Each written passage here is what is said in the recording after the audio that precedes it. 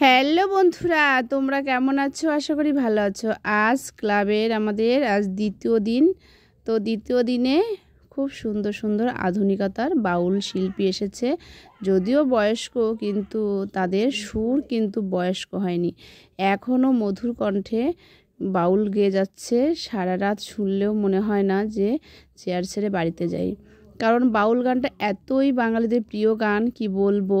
মানে বাউল গান ভালোবাসে না এমন লোক খুবই কম আছে। কারণ অনেকেই পছন্দ করে বাউল গান। আমার তো ভীষণ ভালো লাগে। তো চলে এসেছি আজকে বাউল মঞ্চে বাউল গান শুনতে।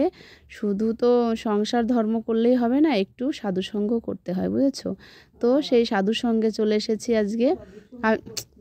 জন্য সংসারের কাজবাজ সেরে মাকে নিয়ে চলে এসেছি। আমার শাশুড়ি মা হাঁটতে পারে না, তো তার জন্য উনি আসতে পারেনি ঠান্ডার ভেতরে। তো আমার ছোট্ট পাপাকে ঘুম পাড়িয়ে রেখে আমি আর আমার মা বড় ছেলেকে নিয়ে তিনজনে এসেছি বাউল গান শুনতে। তো এত মধুর কণ্ঠে গান হচ্ছে, কি বলবো বন্ধুরা, মনে হচ্ছে না বাড়ি যাই। তার জন্য অনেক রাত হয়ে যাচ্ছে, 11টা প্রায় বেজে গেছে। তাও মানে খুব মন দিয়েই বাউল গান শুনছিলাম। তো এত সুন্দর গান রেখে যাওয়া মানে কি বলবো, কারোরই ভালো লাগে না। তবুও রাত হলে তো যেতেই হবে।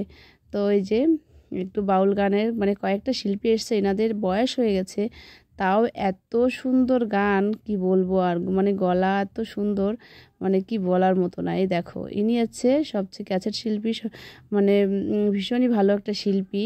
ইনার মানে বয়স হয়ে গেছে, তবুও এত সুন্দর মানে সুর আর এত সুন্দর গানের তাল, মানে কি বলবো, আর বলার মতো না। খুবই ভালো গান। আমরা আজকে মানে শুনে আমি অনেক দিন পরে এসেছি মেলায়। তো কয়েক বছর ঠিকমতো ভালো অনুষ্ঠান হয় না, তো আসা হয় না। তো এই বছরটা এসেছি, খুবই ভালো লেগেছে আমার। আর তোমাদের যদি সত্যি শোনাতে পারতাম তাহলে ভীষণ ভালো লাগতো। তো আমি আমার মোবাইলের ক্যামেরাটা একটু এতটাই মানে ভালো না, একটু কমা, যার জন্য আমি ভালো করে তুলে ধরে তোমাদের দেখাতে পারলাম না। তাও যেটুকু দেখালাম। তো এই যে প্রথমে একটা শিল্পী গান করে চলে গেছে, তো আমি তখন আসতে পারিনি। এই দেখো 3টে শিল্পী।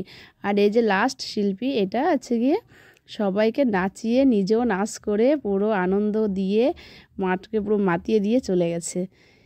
কি বন্ধুরা, তোমাদের ওইখানে এই শীতের সময় এত সুন্দর অনুষ্ঠান তো সব জায়গায় হয়, তো আমারও ভালো লাগে, তোমাদেরও ভালো লাগে অবশ্যই। আর অনুষ্ঠান দেখতে না এই শীতের সময় ভীষণ ভালো লাগে।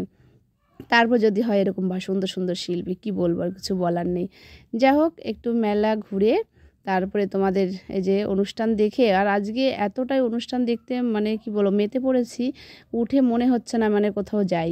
তাও কি করব, একটু ঘোরাঘুরি করতে হবে, যেহেতু তোমার বড় পাপাকে নিয়ে এসেছি, তোমার পাপা একটু খাওয়া দাওয়া করবে, যার জন্য একটু বেরিয়ে পড়েছি। একটু পাপাকে একটু খাইয়ে দাইয়ে বাড়িতে নিয়ে যাব। কি বন্ধুরা, আমার এই যে ছোট্ট মেলার অনুষ্ঠানের ছোট্ট অনুষ্ঠান কেমন হয়েছে অবশ্যই কমেন্ট করে বলবে কিন্তু। টাটা, বাই বাই, ভালো থেকো, সুস্থ থেকো। এবার আমি বাড়ি যাই। Good night, tata.